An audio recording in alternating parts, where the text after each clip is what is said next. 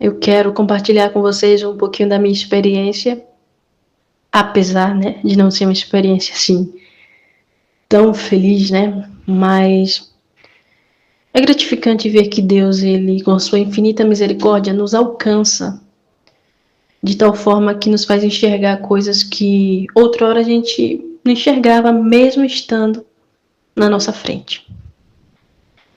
Então, eu cresci na instituição Igreja Universal desde os meus 6, 7 anos. Minha mãe me levava, participava das aulinhas de EBI. Na época, criança, né? Era tudo muito bonito. E desde sempre eu tive muito desejo de servir a Deus. E eu olhava as esposas de pastor e eu ficava, uau, um dia eu também quero me tornar uma para que eu possa alcançar muitas almas. E o tempo foi passando, né? Os anos se passaram e logo em seguida eu fui para o UFJU, porque na época não tinha FTU, nem TFT, nem nada disso. Saía da IBI, ia direto para o Força Jovem. Comecei a participar das reuniões do grupo jovem, até que um dia a esposa do pastor me convidou a ser auxiliar da IBI. Eu fiquei muito contente no dia, fiquei muito feliz. Porém, surgia aí a primeira imposição. Surgia aí a primeira imposição que eu teria que acatar. Eu tinha uma grande amiga que também fazia parte da FJU. Ela era minha amiga desde muito cedo, 6, 7 anos. E ela também era da igreja.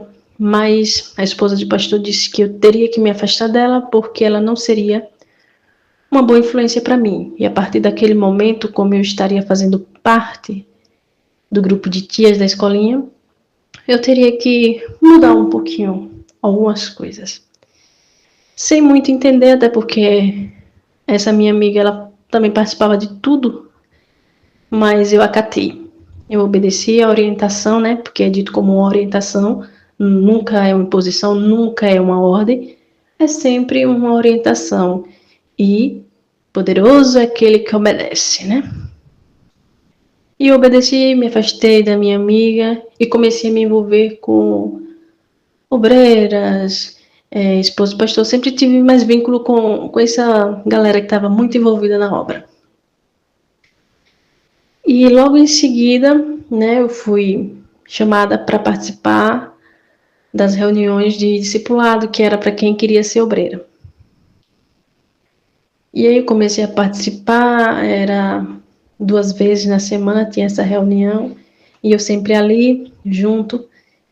E teve um dia que me marcou muito, que foi quando tinha um pastor que, sinceramente, as atitudes dele eram muito estranhas. Ele tinha prazer mesmo em humilhar os obreiros, em humilhar os jovens. Às vezes ele humilhava os obreiros assim, no meio da reunião com o povo, não era nenhuma coisa assim escondida, era uma forma muito explícita mesmo. E ele dizia assim: eu não vou parar até você chorar. Ele começava a brigar com os obreiros e dizia que não iria parar até ver a pessoa chorando. E aquilo era um pouco assustador. Eu era muito nova, eu tinha 12 para 13 anos. Mas desde muito cedo eu ensinado assim: nunca olhe para o homem, só olhe para Deus. E aí a gente seguia olhando para Deus. Mas teve um dia que a coisa foi comigo. Do nada, numa reunião de discipulado, ele começou a falar coisas horríveis para mim, tipo, você nunca vai ser ninguém, no que depender de mim você nunca vai ser obreira, você é um fracasso, assim, coisas absurdas. E eu simplesmente abaixei minha cabeça e fiquei calada. Até porque a gente nunca pode questionar, a gente nunca pode se defender, a gente nunca pode responder. A gente tem que sempre ser humilhado e sempre se silenciar. Porque a partir do momento que a gente tem qualquer outro tipo de atitude diferente, a gente é visto como rebelde, endemoniado, não tá bem, já caiu, coisas assim. E naquele dia eu fiquei muito triste, eu não esperava, né? Mas continuei olhando só para Jesus, né? Como é ensinado. E segui firme. Logo um tempo depois, entrou outro pastor, e esse em seguida me levantou como obreira. E no dia eu fiquei muito feliz, aquela coisa toda, uau, agora eu vou poder ganhar muitas almas, agora eu vou poder ajudar muito povo, e aquela felicidade toda. Mas justamente nessa mesma semana que eu fui levantada obreira, eu tinha uma viagem para visitar uma tia minha, com minha mãe, né? E eu era de menor, e minha mãe sempre teve uma autoridade muito grande sobre os filhos, né? Sobre mim e sobre os filhos dela. Sempre a gente deu muita credibilidade às coisas que ela falava e tipo, tinha essa viagem marcada e eu queria com ela. E seguiu que eu fui com ela. Passei um final de semana fora, foi da sexta, sábado, domingo. Na segunda eu tinha retornado e em seguida que eu retornei, que eu apareci na igreja, já fiquei de banco. Mal entrei, já fiquei de banco. Porque o pastor dizia, como é que pode? Você foi levantada obreira agora e já está trocando Deus por viagem com sua família? Deus não é mais sua prioridade, você só queria ser obreira. Só que eu não podia ir contra minha mãe, também não seria certo, mas na época, talvez, se eu tivesse essa liberdade, talvez eu até teria ido contra, porque eu já sabia que quando eu voltasse, o bicho ia pegar.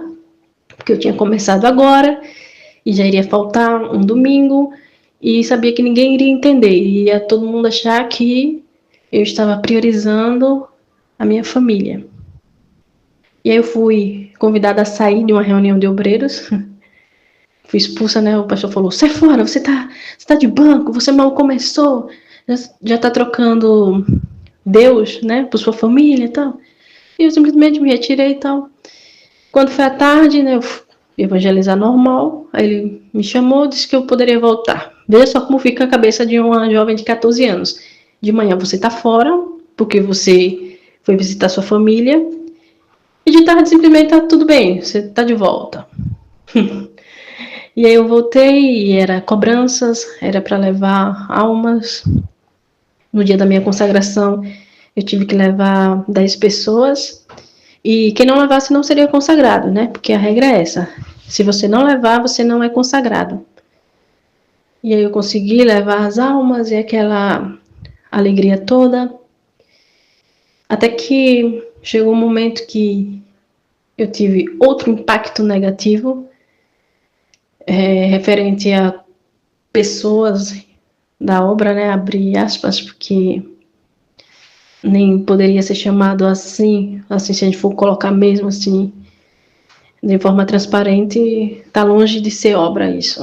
Mas enfim, eu muito jovem, eu acho que eu não tinha nem 16 anos ainda, um pastor, ele, do nada, uma reunião de quarta-feira, acabou a reunião, minha família estava passando um momento muito difícil, que a gente teve um problema com um familiar e estava uma situação bem complicada, sabe? Eu fui para a reunião das 10 da manhã, e do nada o pastor auxiliar me chama e disse, que qual é a sua calcinha? E eu não tive reação nenhuma. Eu me lembro como hoje, é como se minha pressão ela tivesse caído, sabe? E eu fiquei sem reação e para mim eu não estava nem ali mais, aquela coisa que você não espera que aconteça. E aí eu fiquei sem reação e ele falou, é de lacinho? E eu, sabe, assustada quando você se assusta com uma coisa que você não sabe como agir. E depois de sair dali eu comentei com uma obreira o que aconteceu, uma obreira mais velha. E ela falou, vamos orar por ele. Foi o que ela me falou. Vamos orar por ele. Porque a minha intenção era comunicar a liderança para entender, né, o que estava acontecendo. Mas ela me orientou a orar por ele. Porque a gente não pode se levantar contra os ungidos do Senhor. E assim eu fiz, obedeci, né? Como a gente é sempre acostumado, o que eles falam, todo mundo fala. E quando é uma obreira mais velha, a gente tem, né, um respeito maior. E os anos foram passando, muita cobrança. Aí teve um pastor que quase fechou a igreja da minha cidade, porque ele era muito fora da curva. Ele sentava com os obreiros, perguntava quantos obreiros ganhava de salário. praticamente a igreja totalmente esvaziou, porque era livros sobre livros, livros, propósitos, livros. E eu, particularmente, mesmo sendo muito nova, eu comecei a trabalhar, né? Assim, desde muito cedo, com 12 anos, eu já vendia minhas coisinhas. Vendia salgadinhos, vendia geladinho. Eu sempre fazia alguma coisa para ter meu dinheiro, desde muito cedo. E na época, além de vender essas coisas, eu trabalhava em uma lanchonete e tinha uma certa renda, né? E aí ele perguntou quanto é que eu ganhava e praticamente ele começou a organizar a minha vida. Ó, você vai tirar o dízimo, esse aqui é para o livro, esse aqui é para isso, para isso. E o que ficava para mim? Nada. Nada, absolutamente nada. Eu não tinha dinheiro praticamente nunca. E isso foi desgastando, porque não era só comigo, não era só com os obreiros, era com o povo também. Em uma igreja de praticamente 200 pessoas, ficou com 60 pessoas. E aí, enfim, ele foi embora e em seguida veio outro, aparentemente um pouco legal. E logo em seguida eu passei na faculdade, né? Passei no vestibular e comuniquei à esposa do pastor que eu precisaria da carta de transferência, porque eu iria mudar para outra cidade. A esposa do pastor quase pirou. Na época eu não entendia, porque seria motivo de alegria. Eu era muito jovem e seria até um incentivo para os próprios jovens estudar, né, se dedicar a ter uma profissão. Mas o que ela pôde fazer para não me entregar a carta, ela fez. Ela conversava comigo, pense direito, essa não é a vontade de Deus, você vai para a faculdade, você vai se perder lá no ambiente de uma pessoa de Deus está. Só que na minha cabeça nunca fazia lógica. A faculdade não é ambiente para a pessoa de Deus estar? Como isso? Porque quem é luz independentemente de onde esteja. E foi quase um mês ela procrastinando de me entregar a carta, de me entregar a carta. Enfim, eu consegui com muita luta mesmo. Que até, vou ser sincera, até eu na época pensei, eu vou desistir. Porque será que não é Deus falando que não é para mim ir fazer essa faculdade? Mas enfim, segui em frente, me mudei, comecei a trabalhar em outra igreja, na outra cidade, e estava tudo tranquilo, tudo bem. Só que eu sempre fui uma pessoa assim muito, como posso falar, justa no sentido de que injustiça mexe muito assim comigo. Se eu ver uma coisa injusta, eu quero tipo ter um posicionamento. E aí ocorreu uma situação de uma obreira ter faltado uma reunião, pelo fato dela cuidar da mãe dela, que já na época era muito senhorinha mesmo, e dependia dela para trocar fralda e tudo mais. E essa obreira faltou. E aí esse pastor começou a fazer um julgamento. Mas quando eu falo um julgamento, é um julgamento mesmo. Chamou essa obreira lá na frente, os demais obreiros ficaram nos seus lugares atrás, né, nas cadeiras. E ele começou a passar de um por um. E aí, o que você acha? Essa atitude dela foi certa de faltar a reunião? Essa reunião que essa obreira faltou era uma reunião de grupo. E era perto da fogueira santa. E ela faltou essa reunião devido à mãe. Necessitar dos cuidados dela, né? Então ela precisou cuidar da mãe. E aí os obreiros tudo descendo o cacete. Não, ela foi errada, tinha que priorizar Deus, não sei o que. Chegou na minha vez. Eu peguei e falei, eu não sou nenhuma juíza para julgar. Se ela faltou, ela teve bem os motivos dela. Porque essa obreira, ela era uma obreira muito antiga. Ela não costumava faltar. E também já sabia da situação da mãe dela, que depende dela. Então, eu não queria ser injusta. E aquela situação estava me deixando inquieta com tanta injustiça, sabe? E aí o pastor não gostou da minha resposta. Depois foi falar de mim para a mesma obreira que ele colocou lá para julgar.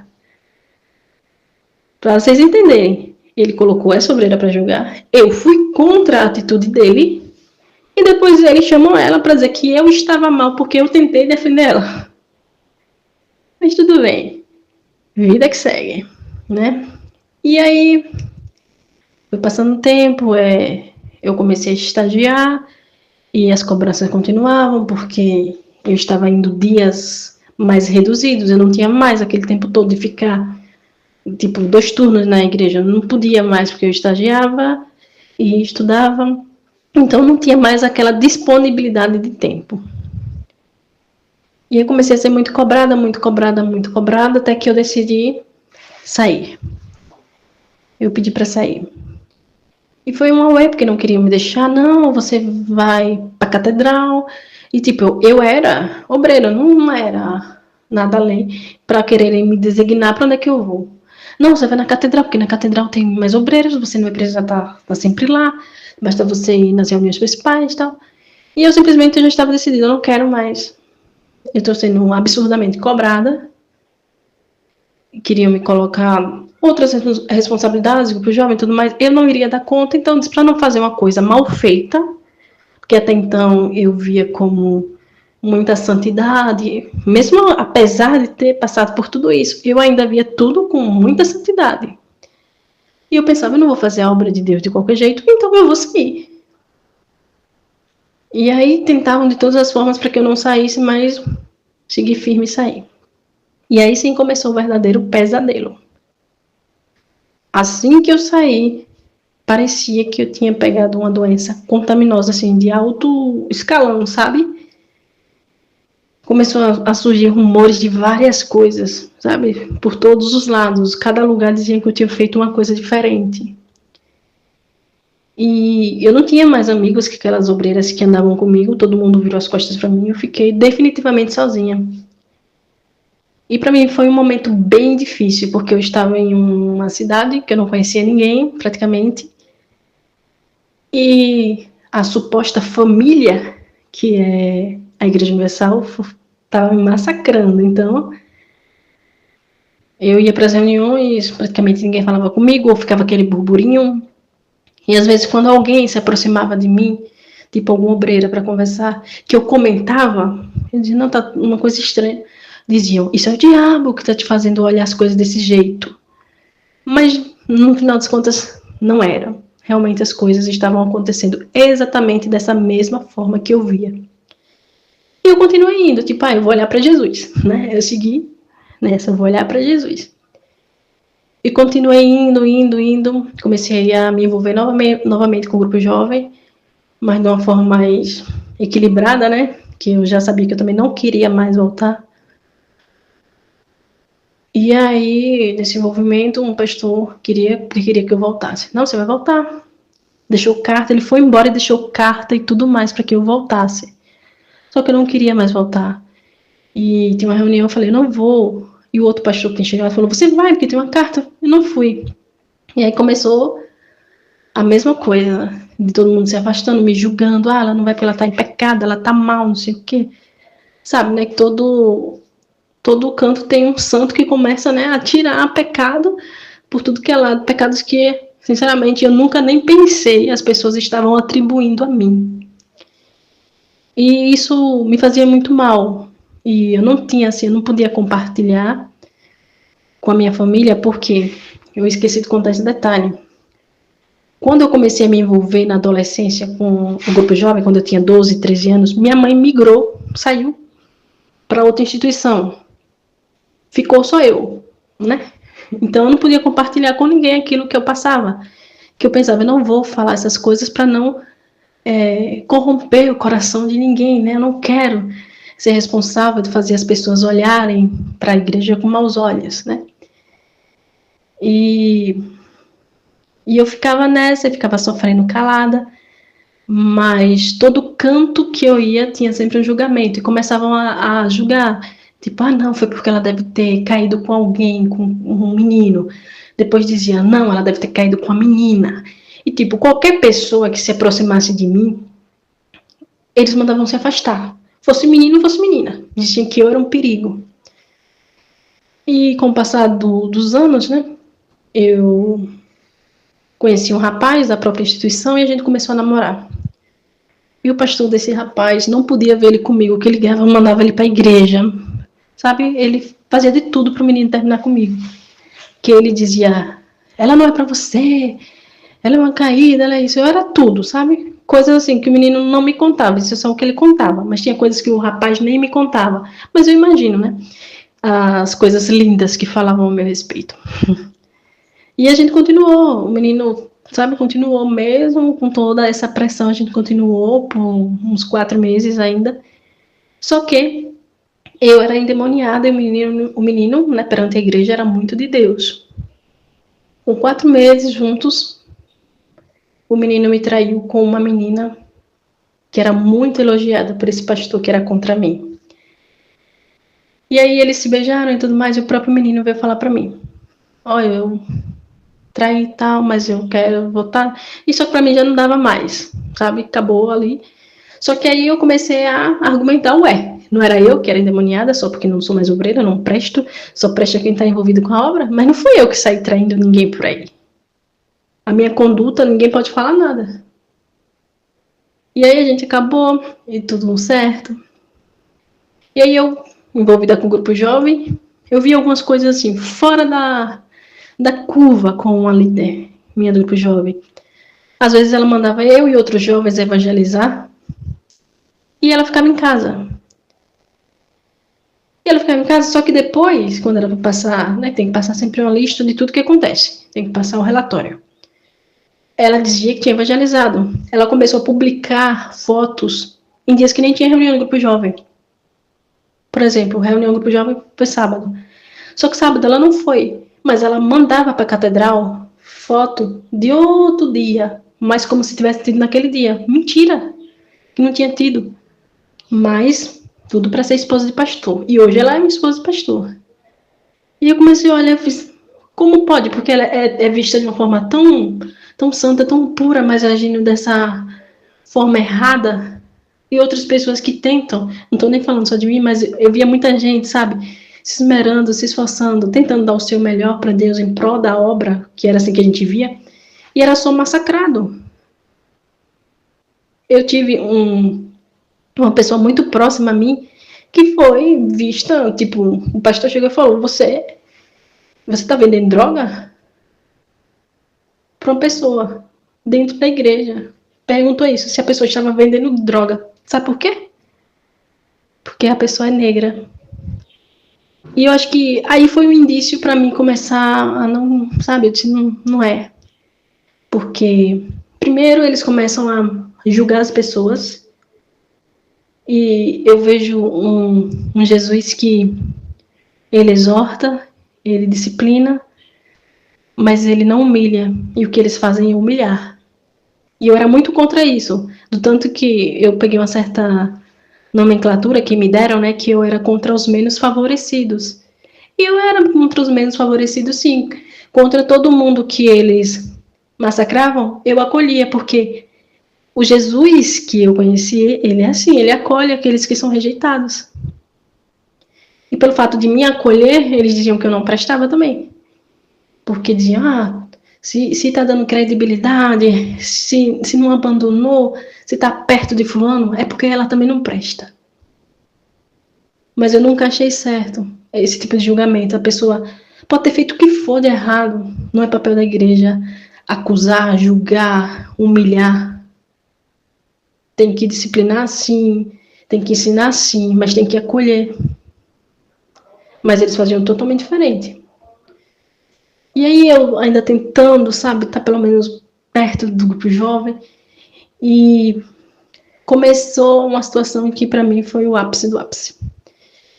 Eu sei tocar alguns instrumentos e sempre me chamavam simplesmente para tocar. Ninguém nunca chegou para perguntar: e aí, como é que você tá? Era simplesmente: você pode vir tocar sábado? Vem tocar sábado, eu preciso de você sábado. Só que essas mesmas pessoas que me chamavam para tocar eram as mesmas que depois falavam de mim, que diziam que eu não queria nada com Jesus, que eu era um caso perdido. Então, para mim, nunca fazia sentido isso.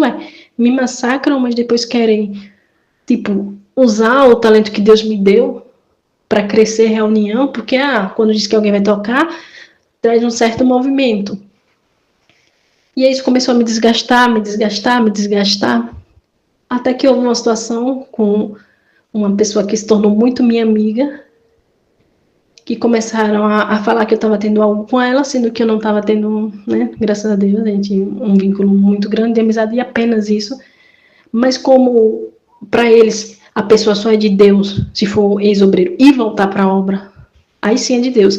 Mas se a pessoa sair da obra e simplesmente continuar membro, nunca vai ser de Deus, sempre vai ser julgado, porque maldito é aquele que coloca a mão no arado e olha para trás. Mas que obra? A obra que julga? A obra que acusa? A obra que constrange as pessoas? E começou essa pressão muito grande que eu comecei a desacreditar de mim, de tanto ouvir tantas coisas ruins a meu respeito. Eu comecei a entrar num período de depressão. Eu fiz, cara, se a igreja, que é o lugar, tipo, que a gente acha que, pô, se eu for tudo isso que eles falam, ali era um lugar para mim ser ajudada. Mas se nem a igreja tá me aceitando, então realmente não tem jeito para mim. E aí eu comecei a ter muitos pensamentos confusos. E graças a Deus, né, que nada é por acaso, mas eu acabei vendo um vídeo de uma igreja de verdade, né, igreja. E nesse vídeo a pessoa falava, às vezes é um presente não se encaixar.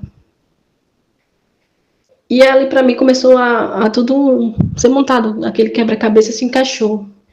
E fiz, às vezes estou lutando, estou quebrando minha cabeça tanto para estar nesse ambiente que eu vejo fazer tanto mal a tantas pessoas. E eu tentando, achando que não, eu tenho que ficar porque é de Deus, é de Deus. Como é de Deus? Um ambiente que praticamente me lançou na morte.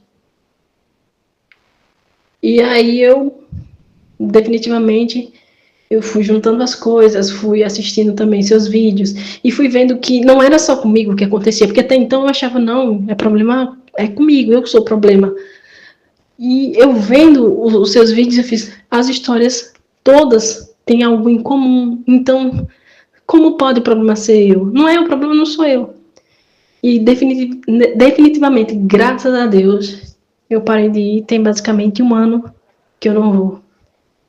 E graças a Deus eu estou passando por um período de me restaurar emocionalmente, né? Porque é uma carga, é uma pressão, é um bombardeio de coisas que eles falam e às vezes a gente acaba se convencendo das palavras deles, não é?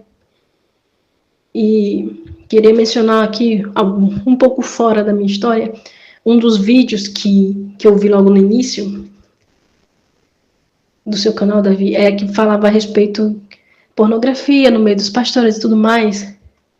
Na hora que eu ouvi isso, eu juntei com uma história de uma obreira, que é uma colega minha. A pornografia entrou no casamento dela através de um pastor que orientou ela a ver vídeo pornográfico. Ou seja, como é que pode um homem de Deus orientar um casal para ver vídeo de pornografia, para acender a chama do relacionamento? O que é isso? Que evangelho é esse? Que santidade ao Senhor é essa? Depois de tudo isso que aconteceu, definitivamente eu tive a certeza, não é o meu lugar. Eu tenho sim, vivo dentro de mim, um desejo de servir a Deus, mas levar almas para Jesus. Não deixar as pessoas cordeirinhas de uma instituição que, enquanto você dá, enquanto você serve a eles, enquanto você oferece o que eles querem, você presta. Mas a partir do momento que você for contra ao que eles impõem, você se torna um caso perdido. Você se torna a pior pessoa do mundo. Ou seja, isso está muito, mas muito longe de ser o Evangelho de Jesus. E graças a Deus hoje eu estou reestruturando a minha vida, o meu emocional. Graças a Deus hoje eu não sou a Universal.